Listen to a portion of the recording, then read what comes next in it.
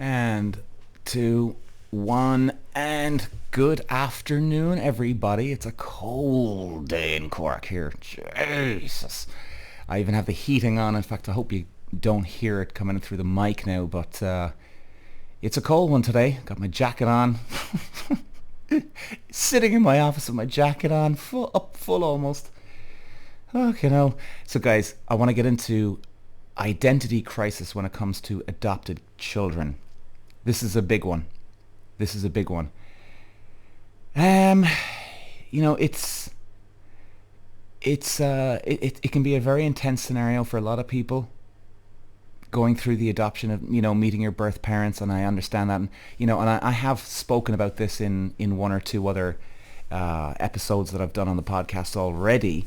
But I really want to get specific about the identity crisis, because before I actually tried to meet my birth parents, you hear all the horror stories, and I think a lot of adopted kids can relate to this. You hear the horror stories of this and that, and oh my God, this person, they were rejected and, treated like a piece of crap, which I had a bit of that, right? So I can relate to that.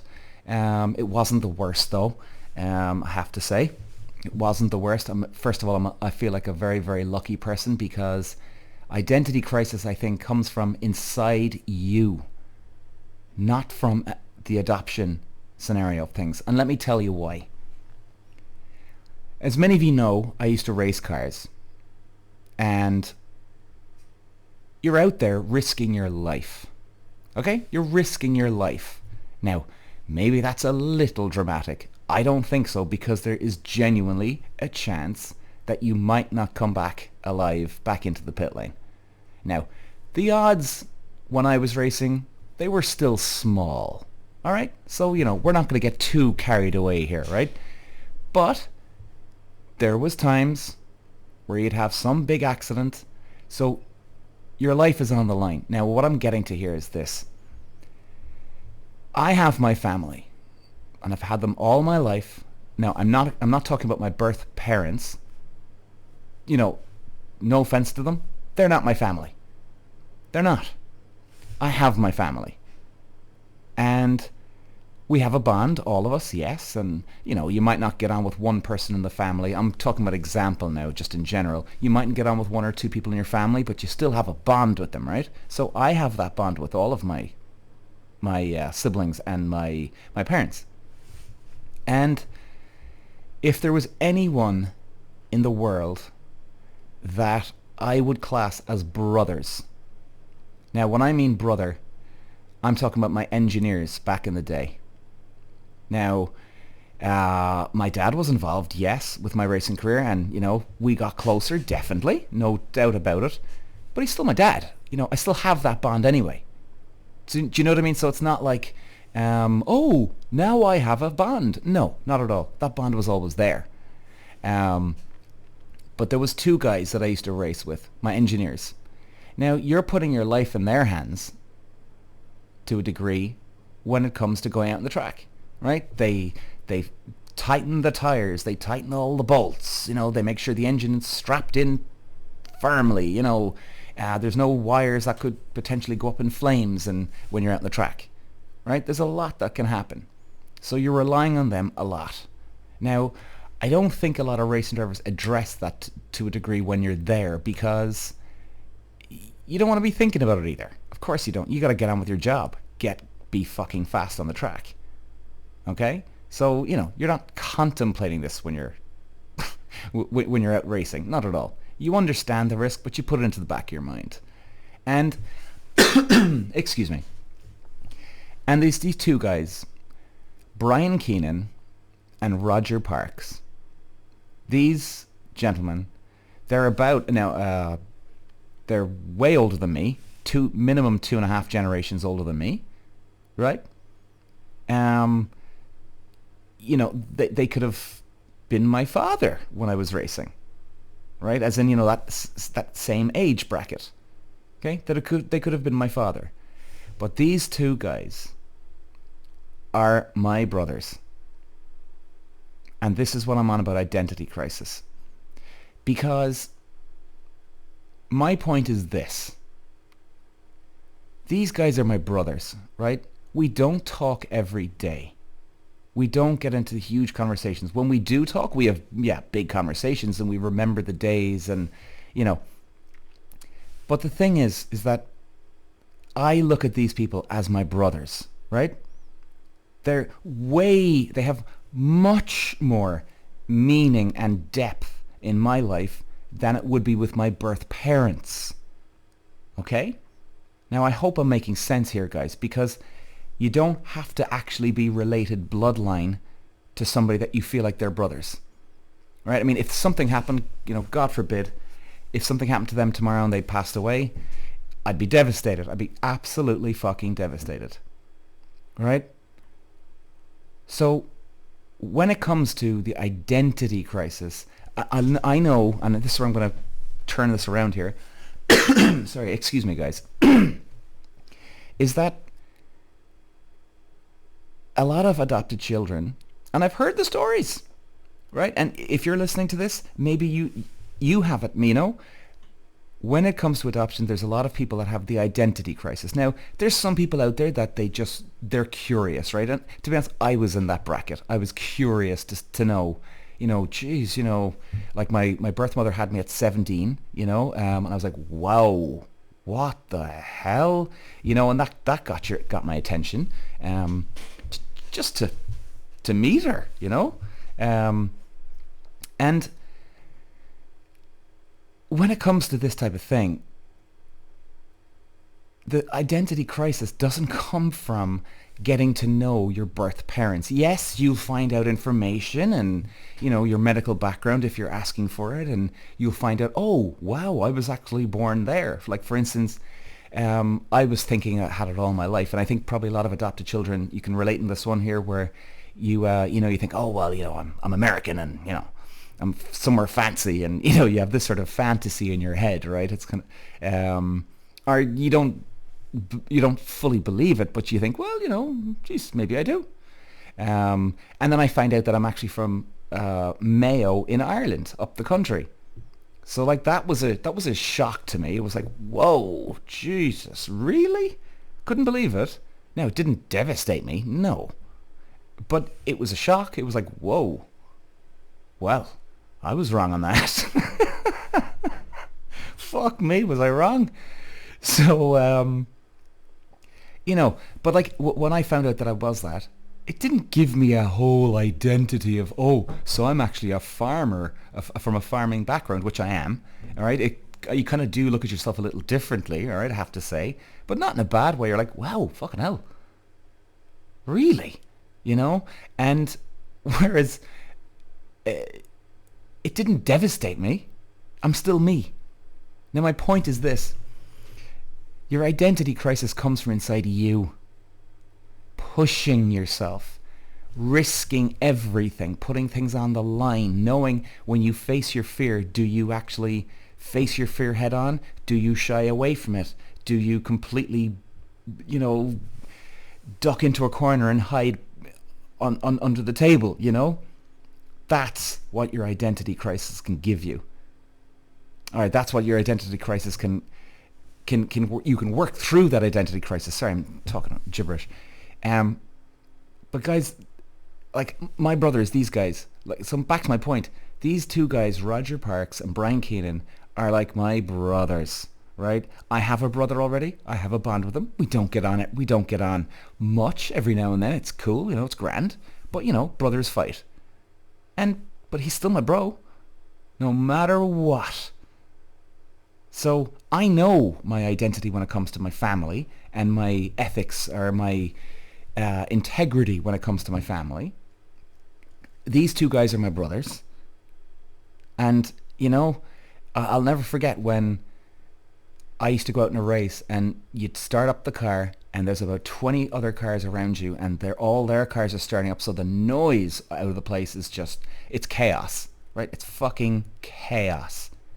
This is Band of Brothers shit. This is Vietnam, Afghanistan, World War II, World War I, bonding with brothers, right? And, I'll never forget that the times I actually remember about racing was when Not winning the race. That great memories, yes, but it was the before the race, the nerves, the high stakes race where this is it. We have to perform today. Huge pressure on it, and just before you'd leave the pit lane, your engineer would come over to you, and he'd give you the thumbs up, or he'd shake your hand. There's no talk, just looking at each other.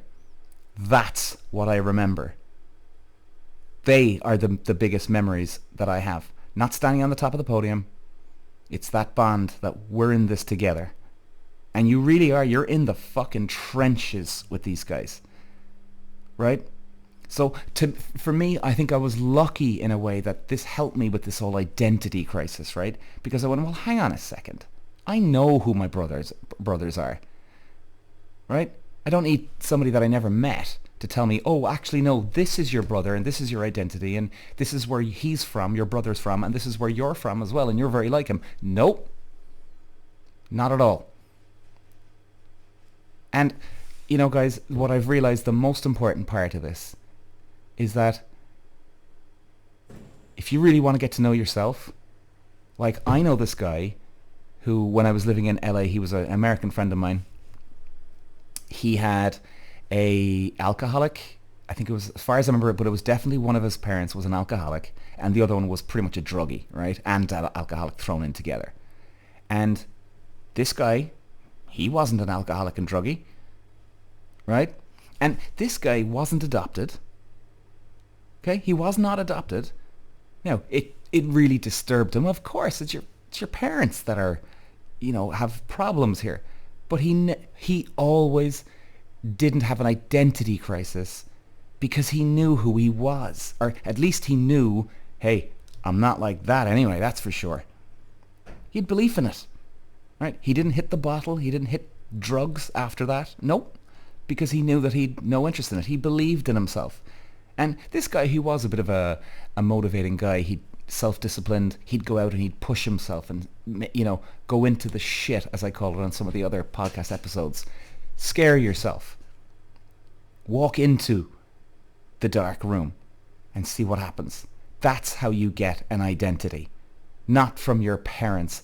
So guys, you know, I think it's going to be a pretty short podcast today on this one, but I just want to say that if you think you're going to go and meet your birth parents to get your identity crisis fixed, I honestly think you're going to have a real fucking problem. In fact, it'd probably even make it worse, right? It'd probably make it worse because if your parents, let's say for example, if your parents, your birth parents, right, you went to meet them, and let's say you're a lazy so-and-so, okay? All of a sudden you realize, well, oh, these actually my birth parents are very motivated. So what the fuck happened to me? Okay, well that's not going to make you feel good. Now you're really confused over your identity. In fact, who the fuck am I?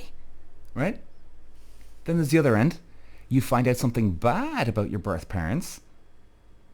And that's not going to make you feel good, is it? I mean, yeah, you might be like that guy I knew that, well, okay, I'm not like druggie or an alcoholic, but Jesus, you know, I'll have to keep an eye out on it. I mean, it's not going to make you feel good, right? And you know what? It'll probably make you feel worse because you're not filling the void in your life. Your real identity comes from pushing yourself, committing to a moment, committing to a relationship with your husband, your wife, your boyfriend, girlfriend, committing to a sport, taking things professionally, going on healthy diets when you need to, doing the workouts all the time, pushing, facing your fear. That's your real identity. So guys, I honestly don't think if you find out that your birth parents are really good people or they're really awful people, you're going to compare yourself to them, and either outcome, it's not going to make you feel good. Because you know what? Maybe you are a lazy person in life and you just, you know, you don't want to work. You don't want to face up to responsibility. Responsibility gives you meaning. It gives you purpose in life. It answers a lot of questions out there. You know? Now, I mean, I will say that, you know, I did get upset, no doubt about it, over my birth father. There was a bit of rejection going on here and manipulation and shit, right? And it was very unfair. And, it did shake me up for a couple of months. Now, when you say a couple of months, guys, a couple of months after something like that is nothing. Now, I mean, you'd still have your moments every now and then. Of course you would, but I know who I am. And you know what? Before I met my birth parents, I was still trying to figure out who I was. And my problem was actually coming from racing, where when I was 10 years of age, I started racing up to 24 years of age. And it's taken me years after motor racing to not finally figure out, because I'm still learning, which is great. It's always an adventure figuring out who you are in different scenarios. And I'm still learning about myself. I had no clue who I was after racing. Like, no clue. I knew that I was, a ballsy guy, and I loved adrenaline, ballsy. I'll face my fear. When when you put me into like life or death pressurized situations, and hopefully I'm still like that, touch wood, but I think I am, because it's just who you are. So hopefully, but I knew that about myself, but I didn't know, excuse me, I didn't know the other stuff about me. Am I a caring guy? Am I not a caring guy? Do I get bitter and jealous when other people now are successful and I'm not? There's so much more to it, because racing in one way is fantasy land. Now, forgive me guys, because look, I still love racing. I'd still love to be doing it. Fuck. Still love to be doing it. But there is a part of sort of fantasy land where your life comes about beating other people. So a lot of it is based on your ego. You do learn a lot about yourself, which is fantastic, but it's not everything. It's not everything. So you need to, so believe me guys, just before we finish this, I honestly don't think you're going to fill the empty void in your life of identity crisis by meeting your birth parents. I don't see it now. This is a man who met his birth mother. That went good. That went fine. Did have problems with the birth father. But I've been through it. So, it definitely, what would you say? It tilted me, you could say, right? There was a stone in my shoe. Put it that way. I was still walking along, but there was a stone in my shoe. And I'm figuring it out as I go as well, right? But when it comes to identity crisis, no. I don't think so, guys. I honestly don't think so. Work hard. No, not even work hard. Commit yourself to stuff that scares the living shit out of you. And it doesn't matter if you win or lose. You win because you've gone for it anyway. Like, you're not going to lie in bed wondering, oh, I lost that one now. Like, fuck you. You're not going to regret going for it. You could have fucked it up. Yeah. You can absolutely fuck it up. But you're not going to regret going for it. And you learn stuff about yourself. And then, hey, you dust yourself off. You get back up for the next one. So, guys, I hope that does help. And God bless you if you do go and meet your birth parents. But if you don't believe me, fair enough. Because look, maybe you're the type of person that you need to do it anyway, and no, it's going to fill a void for me. Fair enough if you think that. But just try and keep what I say in the back of your mind, because no matter what happens, if you're trying to fill that void of identity and you meet your birth parents and all of a sudden afterwards, well, actually I'm not feeling great here, because you're not looking inside yourself. You're not looking inside yourself. Commit to commitment, to fear, to everything. Learn about yourself that way. That gives you your identity. Thanks for listening, guys, and I'll be back again for my next episode.